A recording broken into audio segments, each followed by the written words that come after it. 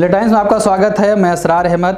New education policy यानी नई शिक्षा नीति के खिलाफ कर्नाटक विधानसभा का घेराव करने के लिए कैंपस फ्रंट ऑफ इंडिया ने आज एक रैली का आयोजन किया था, जिसमें तकरीबन 1000 स्टूडेंट्स शामिल थे।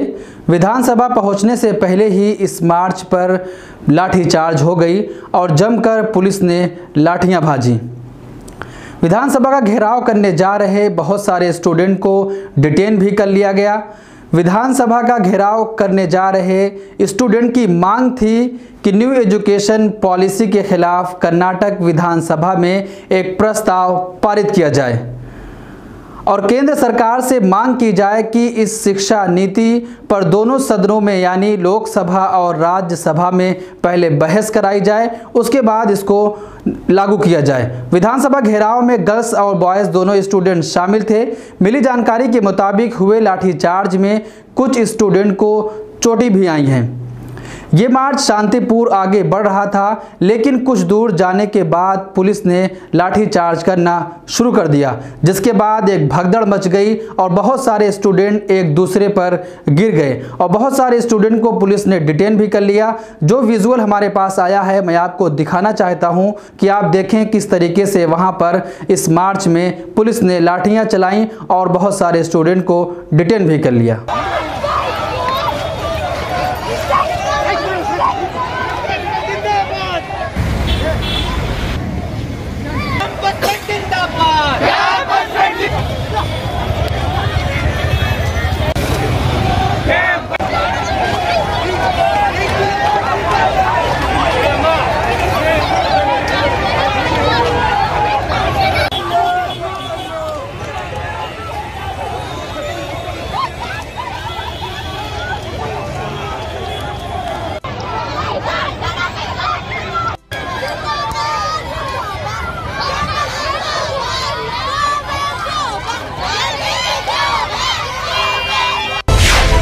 मिलिट टाइम्स को आपकी जरूरत है, हमारी आप माली मदद करें।